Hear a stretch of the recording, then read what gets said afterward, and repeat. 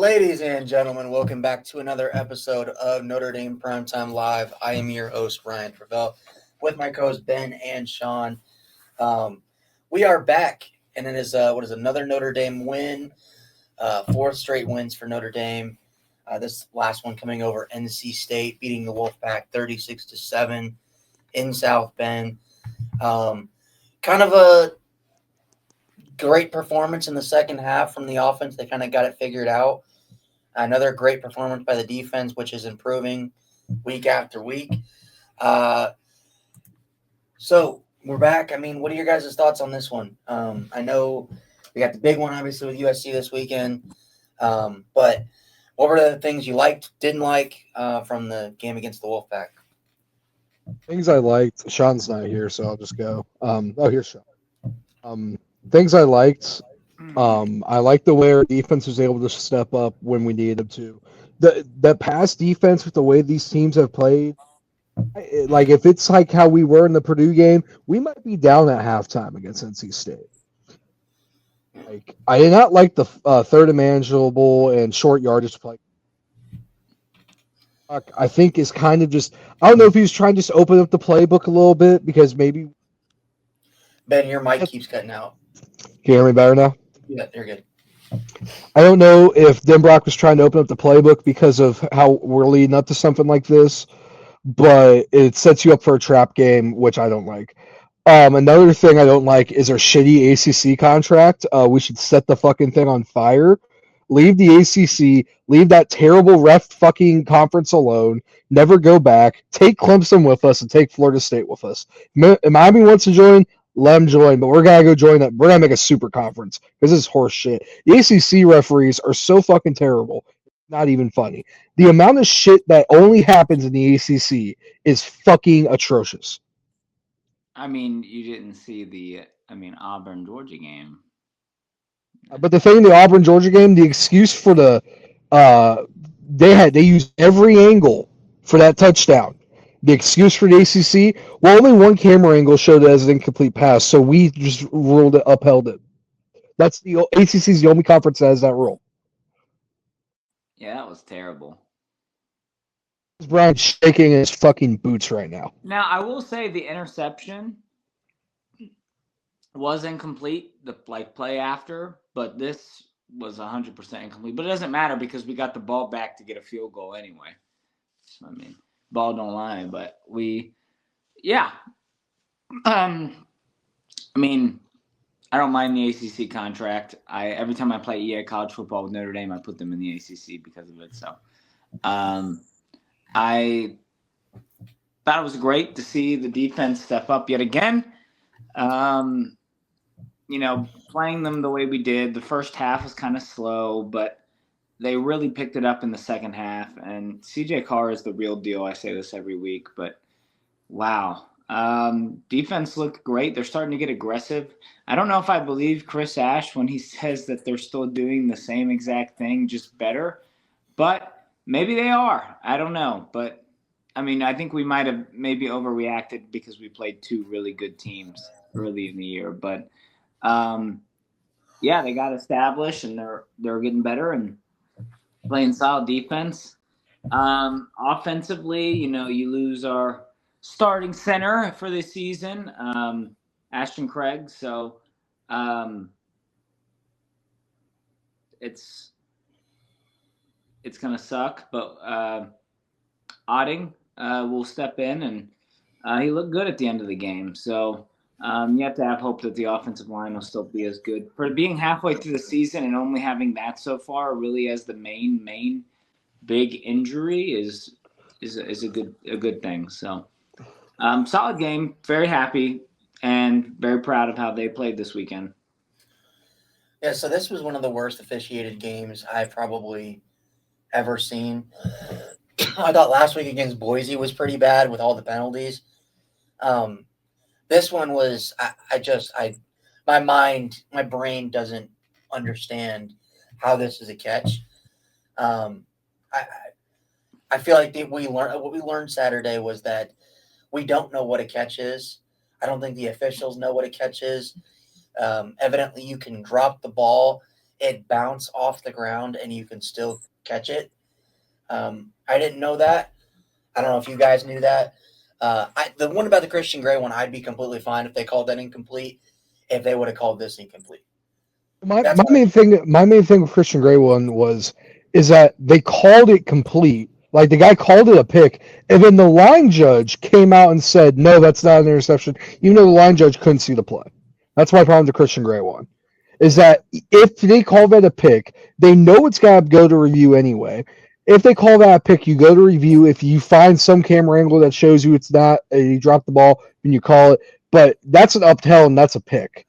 Like, let's be real here. That's probably got to get upheld. And the fact that the line judge came over and said it's a complete pass was bullshit. When he was not his play to call. Yeah, I also my other issue with this game, right? I think obviously the defense played great. I think the defense played phenomenal. The offense in terms of short yardage, the offense had no problem moving the ball up and down the field at will against NC State. Every time we got in the red zone, it seemed like it was pulling teeth. And I know that in football, it's pretty normal for you to, the closer you get to the red zone, it becomes harder because you have less space. But, man, the amount of fourth and shorts, third and shorts that instead of handing the ball off to your two best backs in college football, you decide to have Carr go out on bootlegs. With one of them, there was nobody there in the flat for him to throw the ball to. The other one, it was a late developing route that Carr had to wait for, but he didn't have time to wait for because there was defensive linemen right in his face. And then what was it, the other one that led to a pick that should have been a defensive PI, but the ref said it wasn't PI because it was intercepted. I've never heard that before. So I just don't get the short yardage play calls by Denbrock. I feel like we're getting too cute on those instead of just doing what we need to do to get the yardage. I feel like he's too focused on the window dressing, right? Trying to make it look pretty, and I just don't get it. Like, I feel like it was last year when we needed a 4th and 2 or 4th and 1. I get it was different personnel, but it wasn't cute. Didn't look the greatest. We just had QB sneak up the middle, QB draw with Riley and got the first down and moved on. I don't get why we can't just hand the ball off to Love or Price and expect that we're going to get that first down. If you can't get a yard with Jeremiah Love or Jadarian Price against NC State, and even this week against USC. Here's the thing. I actually loved the first play call on the 4th and short where you roll out to the right, and because it looked like they were heavy blitzing to stop the run.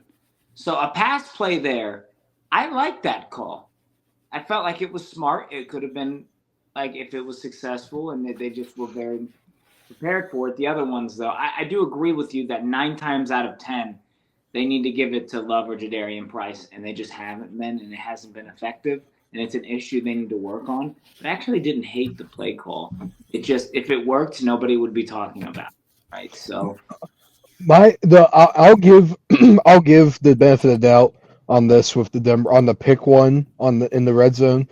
I don't know what happened, if there was a mistake at the line. That play was all fucked up on 3rd down. They should have called a timeout. And not ran a play. It was all messed up on 3rd down. Yeah. So you're already off script. So you're trying to figure out what you're doing there. Just take points, man. Sometimes. On that one, he should just kick the field goal. I almost wonder if it's part of it is, and they've talked about this on the broadcast, is Freeman understands that with the position that they were in, you want style points. And you want to pour it on teams that you should pour it on. This is the problem with what we're trying to do. We're trying to go out there and make the college football playoffs. Fuck making the college football playoffs. Our goal should be 10-2. Win 10 straight games. If the college football playoffs come from it, then it comes from it. It's probably got to come for it. I don't know why we give a shit about style points. Style points are stupid. They are dumb. Nobody cares about style points. It's Marcus Freeman, if that is really what his goal is, to get style points, then we need to change that real fast this week, because we're not going to get style points for USC. we're gonna have to go out there and kick their ass. I mean, We're but not when you're getting playing foul NC points. State, I mean, you gotta. I think that at the Just win the time, game. yes, but at the time, like a lot of people were saying, you got to blow out these teams. Like you can't just like you got to blow them out. I don't. I think that is why, and I think style points. Why nobody cares? I do agree with you, but at the same time, if we beat NC State by 3 and beat Boise State by 3, people are gonna be like, "Wow, this team sucks." I mean, why else? Why else do you go for a 4th But and 12 we fake against but- Arkansas? Why else do you do that? You don't A do what? that unless you're like. a 4th and 12 just because you want to open up the had we run a fake all year? We had, yeah, we We- ran one. but- We ran one. When did we yeah. run a fake? Arkansas was the first fake punt. Was it? Was it? Okay, yeah, you're right. Yeah, Like you opened up the playbook. And also be realistically, we were up by what 30 points. yeah. No, at that point, I think we were up 3 scores. But yeah, Yeah. so 20, we're up by a decent amount. Why not go out there and run a fake? Just see what you have to open the playbook. That's understandable. My thing is why do we keep bending our knee to this idea that college the playoff committee's not gonna put a 10-2 Notre Dame game in unless they dominate. Like what are we talking about, guys? They're gonna put a 10-2 Notre Dame team in because Notre Dame's gonna have a ranked win against USC. They at this point they might even have a ranked win against Pittsburgh because Pittsburgh's looking good. I don't think anyone. And Navy will probably be ranked. maybe Navy Navy beats North Texas. I don't know. I don't know Navy football that well. I'm not going to lie. Blake Horvitz still the quarterback. Yeah, Blake Horvath. Yeah. So yeah, they might beat North Texas. Even if they don't, I think a 8-win Navy team's a good win. Because at that point they'd be 8 wins, right? Or is it 7 wins at that point? Even if they lose to North Texas. Yeah, they'd be 8-0 if they beat North Texas, or 7-0 if they 8-0 if they beat. Okay, so it'd be a 7-win Navy team. I think that's a good win at the time. So I'm fine with that. I don't know if it'll be ranked. My main point is that you look at the way you can't really tell me that they're not going to put Notre Dame in the college football playoffs at this point. Like, I mean, but now because the difference between 16, 17, and 13, yes, now they're not going to give a fuck about style points. Now they know they're in the position where they're one spot out and they got to win out to get in. Which, let's see. This is the AP poll. The college football playoff poll could be different. Do I think it will be? No. But I think we're going to be I think we'll either be one spot down or the same. I don't know if we'll be one spot up. I've been hearing people say we might be one spot up. I don't know about that. Yeah. So, and here, but again, my concern, right? And because I've heard Greg McElroy was talking about. He said that he still thinks the offense is elite at Notre Dame. He thinks that it could just be, an anomaly what happened against Boise State and NC State with the short yardage, because realistically we had no issue with short yardage against Texas A&M. We didn't have issues with short yardage against Purdue. We didn't have issues with short yardage against Miami. Except for that pick on that screen. It's pick on the screen. So he wonders if it's just, Notre Dame's kind of getting in their own head a little bit, like we talked about with trying to get too cute. The staff's trying to put up points and, touchdowns instead of field goals. He said, I don't think that'll be the mindset coming into USC. But it does concern me a little bit because I have noticed the offensive line, at least the last 2 games, has struggled to handle their blocks, whether it is a run play or a pass play on 3rd and short, 4th and 2. We should be, we're Notre Dame. We should be able to push NC State off the ball and get 2 yards. We should be able to push Boise State off the ball and get 2 yards. If we can't do that against them consistently, who can we do that against? I think it's an interesting. I think on that part, I think we just had a bad game for our O-line. I think our O-line just didn't look good. I think they weren't prepared. And that's one thing that we see with Joe Rudolph. There's 1 or 2 games every year where it feels like our O-line kind of just was not prepared for what they were getting themselves into. So, yeah, then word shot. There's Frable. Frable's back. There goes Frable. Look at their defensive ranks for the rest of the year, though. It's like, the only game I'm scared about is Pitt when it comes to the middle game, because for some reason I feel like the Pitt game screams when we get the ball we have to score, because I feel like Pitt's gotta have the ability to take 7 minutes off the clock. They already got their win against Florida State. I think. I mean, I think that I think they're better. I think they're a better team than Florida State. I didn't think Florida State was that good. That's why I thought Alabama was really bad, because I but didn't think Florida State was that good. I'm very intrigued to see like the O line, the O line this week. How they're going to respond to that.